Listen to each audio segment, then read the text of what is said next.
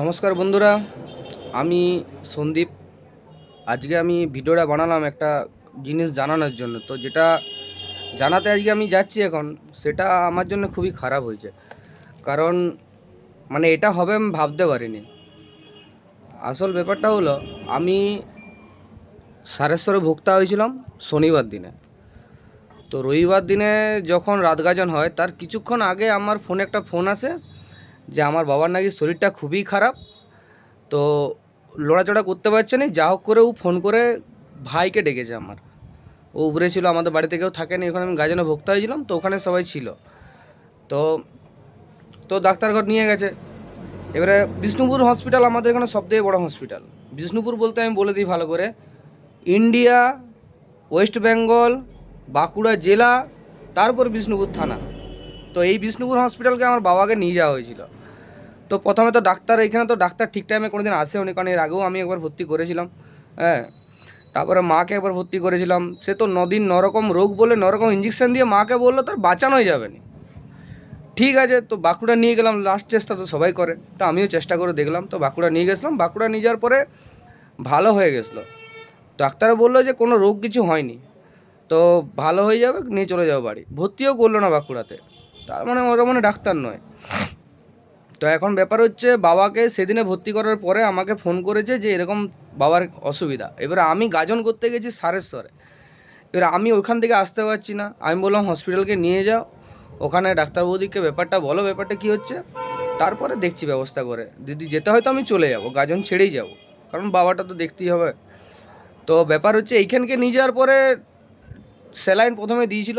Treatment তো আমি বললো যে যেটুকু ওরা যেখানে ছিল বলে ট্রিটমেন্ট দেয়নি। ডাক্তারবাবু যখন এসেছিলো, ডাক্তারবাবু নাকি রিপোর্টে লিখেছিলেন যে আমার বাবার নাকি হার্টে ফুটা আছে, হার্ট ব্লক হয়ে গেছে, ব্লাড সার্কুলেশন বন্ধ হয়ে গেছে, বাঁচানো যাবে নি। একটা পেশেন্টকে এভাবে আপনারা কি করে এতদিন বাড়িতে ফেলে রেখেছিলেন? আর সত্যি কথা বলতে, আমি বেরানোর আগের দিন পর্যন্ত আমার বাবা আমার সঙ্গে রাস্তা পর্যন্ত এলো, ঠিক আছে, কোনো প্রবলেম নাই। তারপরেও বিষ্ণুপুর হসপিটালে যেটা বললো যে হার্ট ব্লক হয়ে গেছে, হ্যাঁ, মানে মারা যাবে, বাঁচাতে পারা যাবে না। তো আমার বাড়ির লোক ছিল ওখানে, সবাই গেছে। মানে আমার সঙ্গে তো দেখা কারো হয়নি, ওই গাজনের আগের থেকেই বেরিয়ে ওখান থেকে চলে গেছে বিষ্ণুপুরকে। ওখানে যেতে এরকম ব্যাপার দিয়ে ওখান থেকে সোজা নিয়ে গেছে বাঁকুড়া। বাঁকুড়ায় ওখানে আমার একটা ভাগনা ডাক্তার, ঠিক আছে, ওকে যেয়ে বলার পরে বললো, ও সব ডাক্তারবাবুদিকে বলে রেখেছিল যে হার্ট অ্যাটাকের কেস, তো সিরিয়াস কেস, তো নিয়ে আসো এখানকে। তো সবাই নিয়ে গেছে। ওই যে বাবা বসে আছে, দেখে মনে হচ্ছে মানুষটার হার্টে ফুটা আছে, হার্ট ব্লক হয়ে গেছে। দেখে কি এক ফোঁটা বোঝা যাচ্ছে? বোঝা কিন্তু যায়নি। আসলে এটা কিছু হয়নি, প্রেশারটা একটু হাই হয়ে গেছিলো। ওরা ওইখানে মেশিনে একবার চেক করে ধরা পড়েনি, দুবার চেক করেছে, তাতেও কোনো রোগ ধরা পড়েনি। তো ওরা এখানে তো পরিষ্কার বলে যে প্রেশারটা একটু বেড়ে গেছিলো, তার জন্য এই ঘটনাটা ঘটছিল। তো এখানে একবার দেখানোর আগে আমি তো বলবো বাঁকুড়ায় একবার খবরটা নিয়ে আসতে, কারণ এইখানে তাহলে সাধারণ মানুষরা বাঁচতে পারবে না বিষ্ণুপুর হসপিটাল অন্তত। কারণ যেভাবে ট্রিটমেন্ট এখানে হয়, এক তো সকালবেলায় একসঙ্গে 16টা বড়ি দিয়ে দিয়েছে, রোগটা ধরেনি। কোনো মেশিন দিয়ে যদি চেক করতো মানতাম যে মেশিনের ভুল, ওরা কোনো মেশিনই বসায়নি, জাস্ট পেশেন্ট শুয়ে আছে, ডাক্তারবাবু এলেন হিরোর মতো, হ্যাঁ ঠিক আছে পেশেন্টের হার্ট ব্লক আছে, মারা যাবে, বাঁচানো যাবে না, একে ফেলে রাখলো যা, না রাখলেও তা। তাহলে বাড়ির লোক কি দ্বিতীয়বার নেক্সট টাইম কোনো স্টেপ নিতে পারবে? নেক্সট টাইম কোনো মানুষ স্টেপ নিতে পারবে না যে আমার ঘরের লোকটার কী অবস্থা হবে? তো আমি বারবার একটা কথাই আপনাদেরকে বলবো যে আপনারা যাচাই করুন, তারপরে নিয়ে যান। আমি তো বলবো এইভাবে পেশেন্টকে ফেলে রাখার কোনো যুক্তি নেই, অন্তত বিষ্ণুপুর হসপিটালে। বিষ্ণুপুর হসপিটালে যে দাদাগিরিটা হয়, সেটা আমি নয়, গোটা আশেপাশের লোক জানে। আর বিষ্ণুপুরের হসপিটালটা এত বড় হসপিটাল, আর আমাদের এই ধারে এত গ্রাম আছে, পুরো টোটাল গ্রাম কিন্তু বিষ্ণুপুর হসপিটাল যায়। আর বিষ্ণুপুর হসপিটালে যে দাদাগিরিটা করে, আরে বাবা, কারো যদি প্রবলেম না থাকে না, তো সে হসপিটালে পেচ্ছাপ করতেও যাবে না। তার সমস্যা পড়েছে তবে সে ওখানকে গেছে। এসে পেশেন্টের ঘর লোককে ধমকিয়ে বের করে দেওয়া, মুখ ভর্তি গুটকা খেয়ে চারদিকে পিছ ফেলা, এলে গিয়ে কেউ দেখেনি, কেউ লুকস করেনি, কেউ বলেনি, ঠিক আছে। তো মোটামুটি ভিডিওটা শেয়ার করো, সবাইকার কাছে পৌঁছে দাও। আমি তো 100% বলবো যে বিষ্ণুপুর হসপিটাল যাওয়ার আগে যাচাই করা ভালো। এই ভিডিওটার জন্য যদি আমার জেল হয়, তো আমি জেলেও খাটতে রাজি আছি। তাও আমি বারবার বলবো, যদি বিষ্ণুপুর হসপিটালকে যেতে হয় তো বাইরে কোনো ডাক্তারকে দেখিয়ে তারপরে বিষ্ণুপুর হসপিটাল।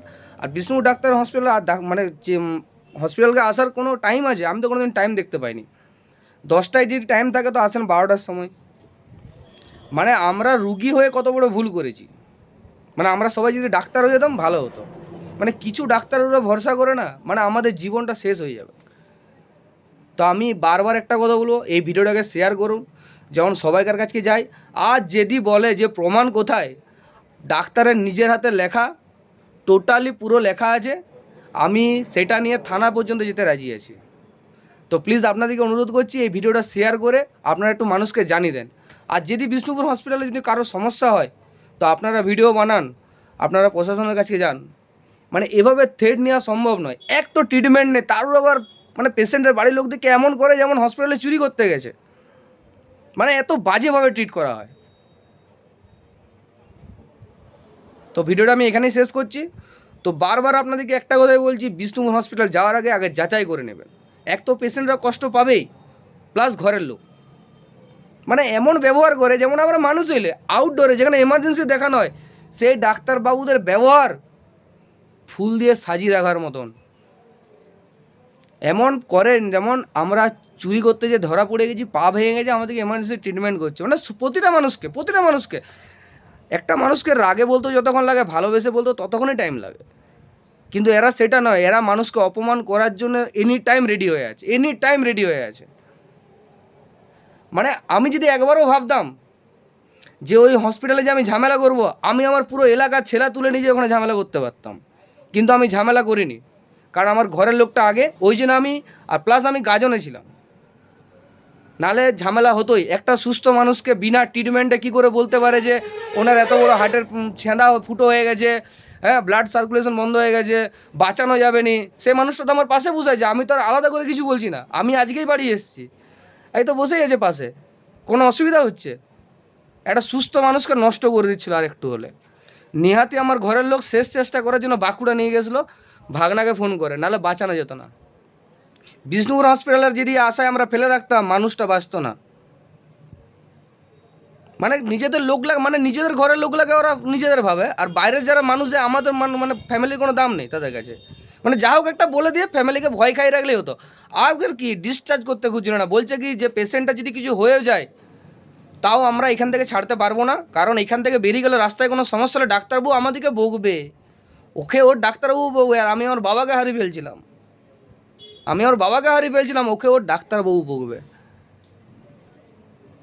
মানে দ্বিতীয় কোনো ট্রিটমেন্টের কোনো তো ব্যবস্থা করলো, এটা এমার্জেন্সি পেশেন্ট গেছে, হাত মুঠা করতে পারছে নি, হ্যাসফ্যাস করছে, সেইটা না দেখে বিনা ট্রিটমেন্টে হার্ট ফুটা হয়ে গেছে, হয়ে গেছে। মানে সাময়িক কিছু শিক্ষা নিয়ে কি ডাক্তার হয়ে যাচ্ছে নাকি? তাহলে তো আমিও তো এরকম দোকান না করে তো ডাক্তার হয়ে যাচ্ছি। সবাই আসবেন আমার কাছে, আমি ইঞ্জেকশন ভালোই পুড়ি। তো ভিডিওটা আমি এখানে শেষ করছি। শেয়ার করুন, মানুষকে জানান। আমার কোনো ইচ্ছা নেই এই ভিডিওটা সবাইকে জানানোর জন্য বলছি, কারণ এই প্রতিবাদ হলো দরকার আছে। বিনা ট্রিটমেন্টে কোনো মানুষ যদি রোগ বলে দেয় তাহলে সে তো ভগবান, আর ডাক্তারদিকে আমরা ভগবান বলেই মানি। এরকম করে আমাদেরকে শেষ করে দেওয়ার কোনো দরকার নেই। যদি আমাদের মরতে মন যায় আমরা বিষ খেয়ে ঝুলে যাব। আপনারা ভুল চিকিৎসা করে মানুষগুলোকে মারবেন না। আরে নিজে মরে গেলেও কষ্ট পাওয়া যাবে না, বাড়ির লোক যদি হারাতে হয় কতটা কষ্ট হয় বলুন তো? কার বাড়ির লোক নেই বলুন? কার বাড়ির জন্য মায়া নেই? আমি অন্যায় কিছু বলেছি? অন্যায় আমার সঙ্গে হয়েছে। আমি যদি পারতাম না সেই দিনে আমি ঝামেলাও করতে পারতাম ওইখানে যে, কিন্তু আমি ঝামেলা করিনি, কারণ আমার বাবা অসুস্থ।